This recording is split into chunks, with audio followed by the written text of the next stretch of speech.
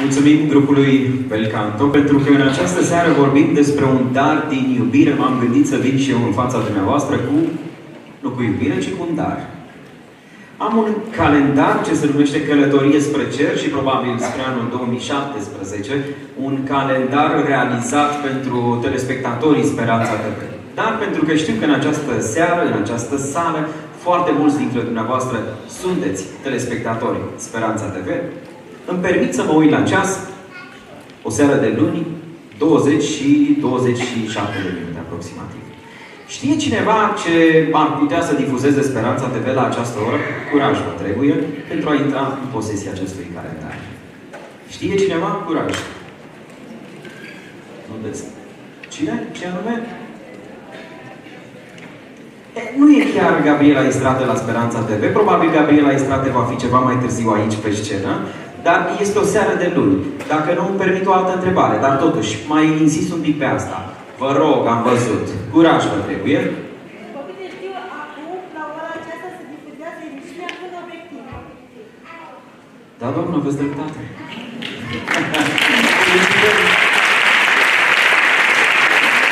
Felicitări și îmi face mare plăcere ca la finalul acestui program să vă ofer acest calendar. Vorbim despre un dar din iubire.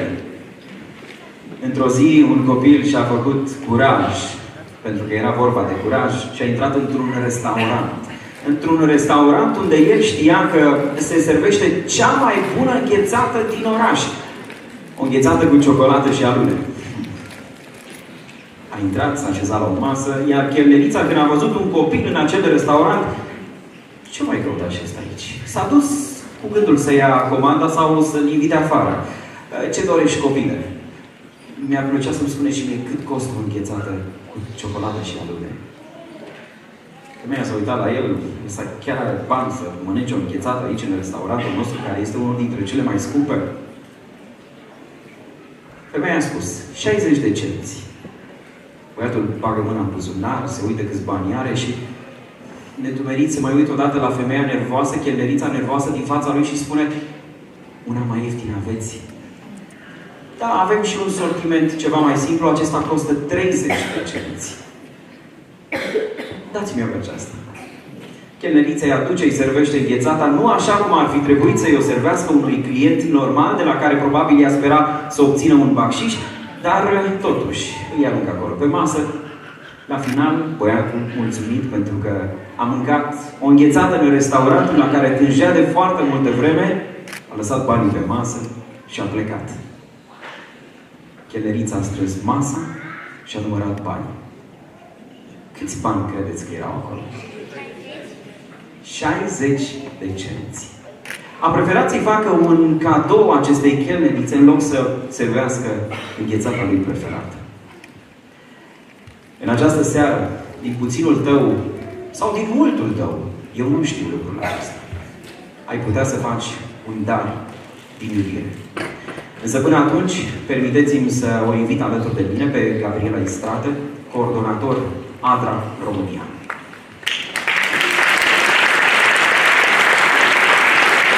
Bună seara!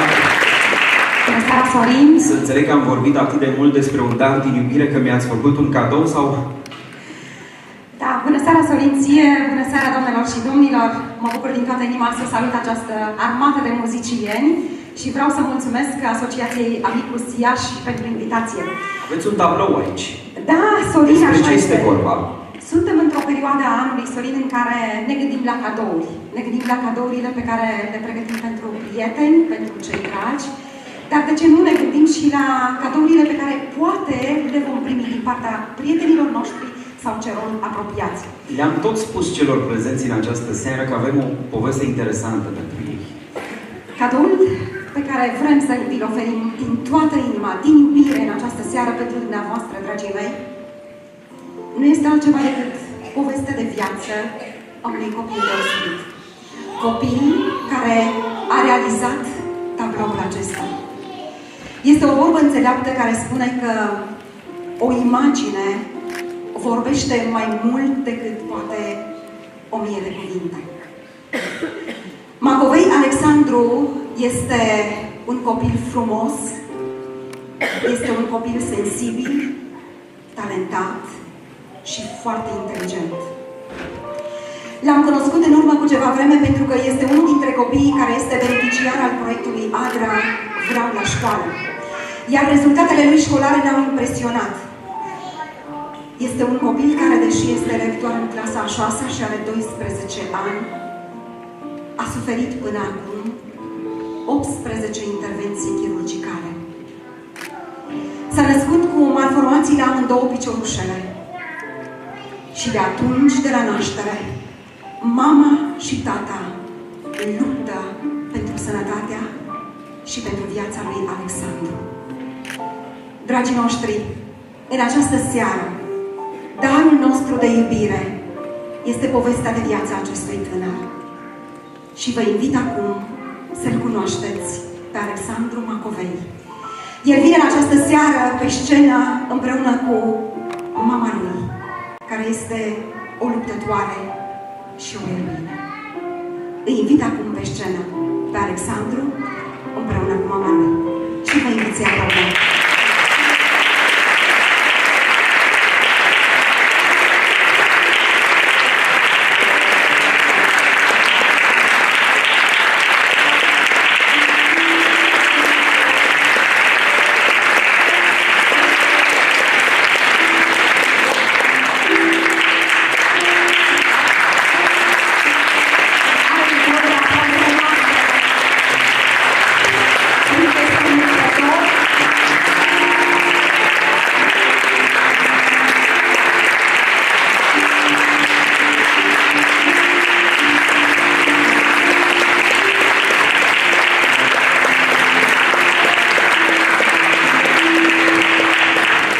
Bine ați venit!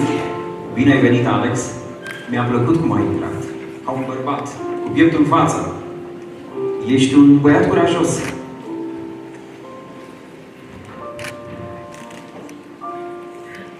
Alexandru, povestea ta de viață ne-a impresionat. Și trebuie să vă mărturisesc, dragii mei, că atunci când am văzut carnetul de note al acestui copil, am rămas fără cuvinte.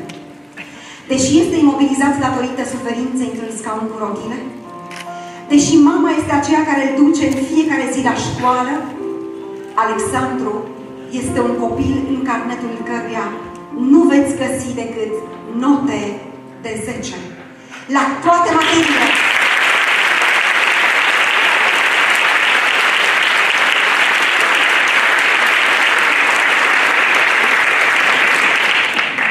Vreau să te întreb în această seară, Alexandru, cum este posibil lucrul acesta? Ai rezultate școlare extraordinare. Ești un exemplu pentru cadrele didactice, dar și pentru colegii tăi. Cum este posibil să obții rezultatele acestea școlare atât de frumoase și în carnetul tău să fie doar note de 10? Păi, în mare parte, totul se datorează ajutorului primit din jur și a încrederii și eu întotdeauna știu și pot să am încredere în cei din jur, fiindcă știu că întotdeauna va fi cineva care să mă prindă din spate în clasă, voi cădea. Și atunci când ai această încredere, nu vei încerca niciodată să eziți pentru a trece la pasul următor. Și încercând să urci pe această scară și având ajutorul din spate, totul este mult mai ușor. Munca nu mai pare o muncă. Încercările nu te mai sperie. Nu mai ești orbit de lucrurile care, în mod normal, cred că te-ar orbi. Nu știu câți dintre noi am putea avea curajul să vorbim cu aceeași încredere cu care vorbește Alex. Recunosc că mi-a atras atenția încă de la început tabloul tău. Mie mi-a plăcut întotdeauna să pictez, dar n-am avut cu ce. N-am avut degetele necesare pentru a șterne asemenea frumusețe. Cum reușești? La ce te gândești când pictezi? Păi, atunci când pictez, eu încerc să creez o conexiune cu eu, cel din interior, care niciodată nu va putea să vorbească, care niciodată nu va putea să influențeze sau să ajute cu ceva în ceea ce face eu, cel care vă vorbește acum, rațiunea. Și punând culorile pe pânză, încerc să ajut acel eu interior să aibă o contribuție asupra a ceea ce înseamnă lumea materială. Și asta mă încurajează să încerc și să am încredere în ceea ce pot crea. Alexandru, dragii mei, pictează pentru că este pasionat de pictură și este talentat. Își exprimă prin culori trăirile și sentimentele. Dar în același timp trebuie să vă spun că Alexandru pictează pentru că el gândește că este modalitatea prin care, vânzându-și tablourile, va reuși să strângă bani pentru intervențiile chirurgicale care stau înainte. Te apreciem foarte mult, Alexandru, și mulțumim lui Dumnezeu pentru darul acesta deosebit, pentru talentul acesta pe care ți l-a dat. Și vreau acum să mă îndrept cu microfonul și către mama. Doamna Macovei, care sunt cele mai mari nevoi pe care le are familia dumneavoastră în perioada aceasta? Spuneți-ne câteva cuvinte despre nevoile pe care le aveți ca familie. Nevoile sunt continuu pentru Alex. Regimul, investigațiile, am plecat mai departe pe București și sper să fie mai bine, pentru că probabil o să ajungă să-mi mobilizez picioarele. Până termină de crescut, el 50% în scalul ăsta din cauza durerilor. Nopți nedormite, lacrimi, dureri. Și greu. Mi-a plăcut ceea ce a spus, și anume, vom reuși. Da. Doamna Macovei, care este izvorul din care vă adăpați?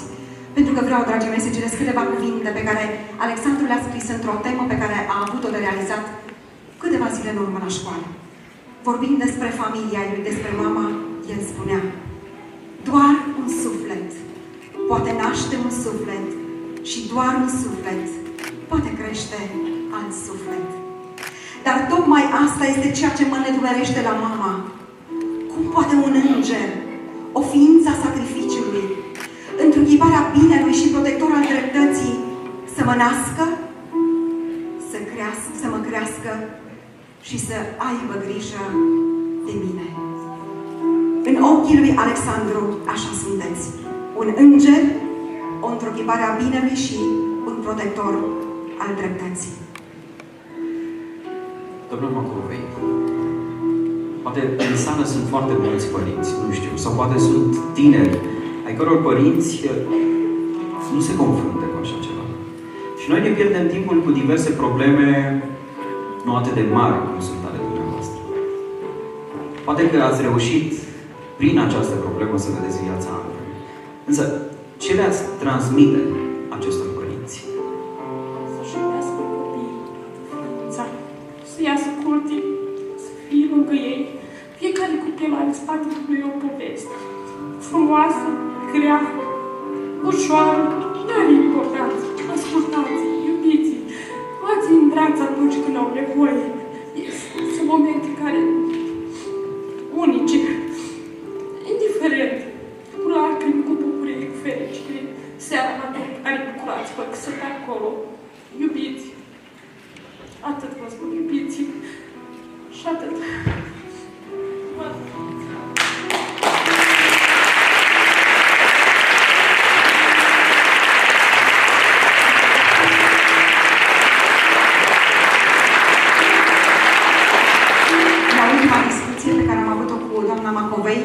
Dumnezeu îmi spunea, printre lacrimi, și în această seară, dacă aveți copii sănătoși, mulțumiți lui Dumnezeu. Dar dacă aveți cumva copii bolnavi, iubiți-i, acceptați-i și luptați pentru ei. Este ceea ce face această mamă, dragii mei, de 12 ani. Și am toată admirația pentru că există astfel de mame.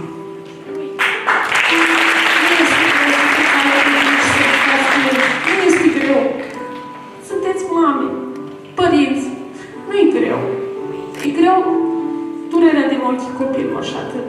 Dar restul, lupta, este ușoară. Este ușoară pentru că trebuie să fiți așa. Și în momentul în care sunteți așa, e mult, mult mai ușor. Și vă mulțumesc că îl iubiți pe Alex și că sunteți alături de el. Vă mulțumesc pentru ceea ce faceți. Mulțumesc artiștilor, pentru că seara asta nu m-am mai simțit singură, doar noi, într-o luptă. Și-au mai fost oameni cu suflet mare.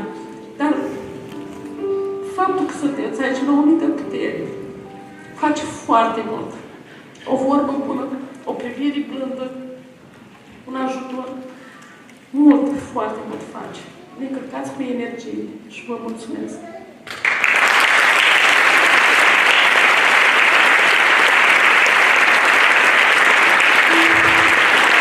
Alex, mă întorc la tine. Ești personajul principal al acestei serii. În luna decembrie, ai auzit și tu, toată lumea vorbește de cadouri. Te-ai gândit așa, s-a furișat un gând în mintea ta că în luna decembrie ar putea să vină la tine un cadou și dacă da, îmi permit să te întreb, care ar fi acela? Păi, majoritatea timpului în care eu mă gândesc, de exemplu, am o dorință. De obicei se bazează pe obiecte sau lucruri, materiale, care să mă ajute în dezvoltarea mea ca și artist, dezvoltarea creierului și modului de a gândi, cum ar fi cărți, puzzle-uri, materiale de pictură. Acum că vreau să fac și artă digitală, tableta grafică,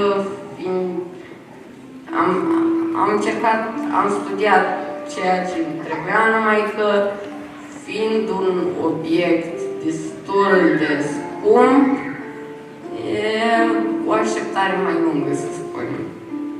Alex, puzzle-uri și tablete nu avem.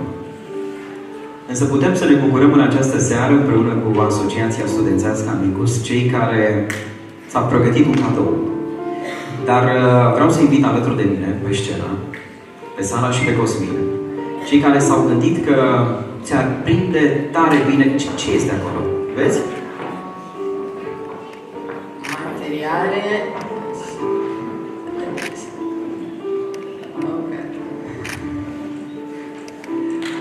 Sper să ai un timp frumos.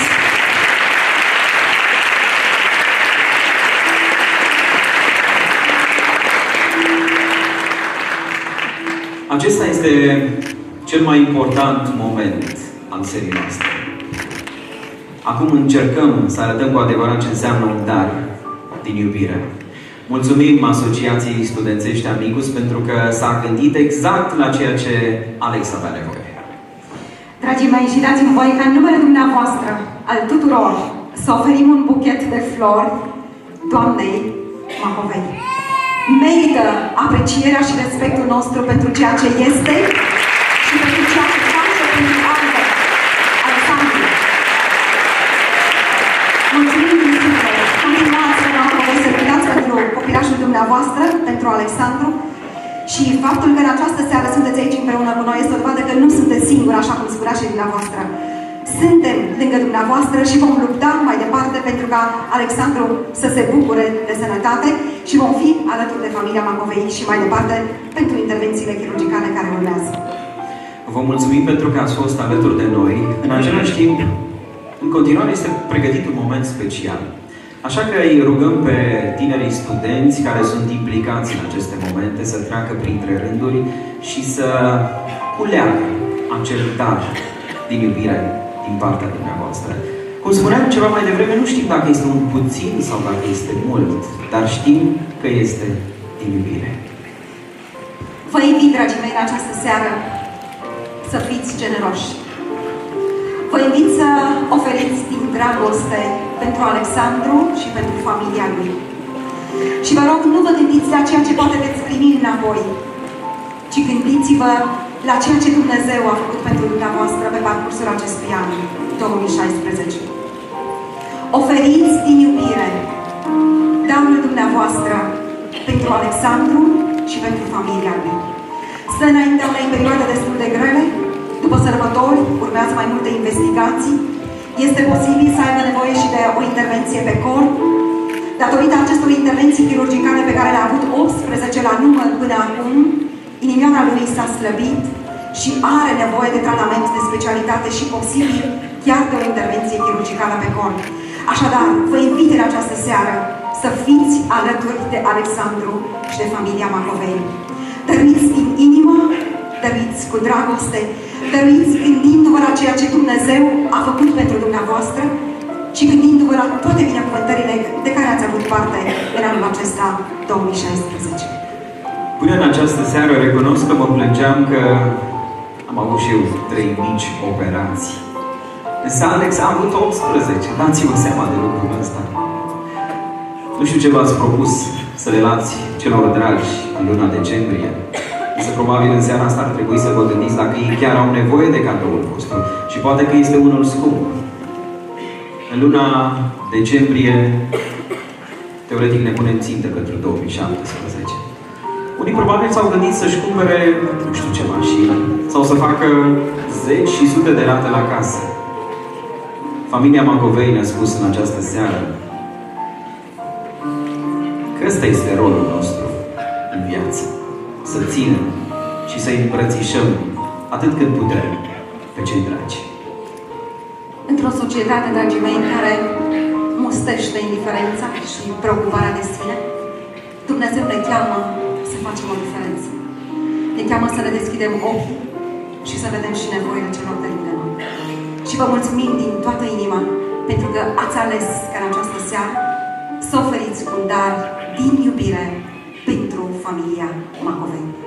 Toată aprecierea și respectul nostru pentru darul dumneavoastră.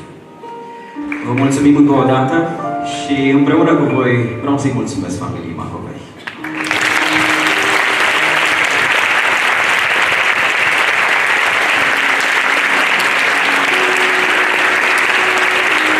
Alex,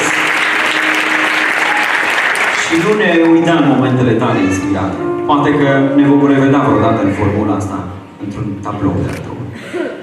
Mulțumim încă o dată și vă dorim multă sănătate. Vă vom purta în gândurile noastre în anul 2017 și probabil că Dumnezeu ar trebui să vă dea ceea ce aveți nevoie cel mai mult. De sănătate pentru tine, Alex, și de putere pentru dumneavoastră, doamnă Macovei. Fața dumneavoastră.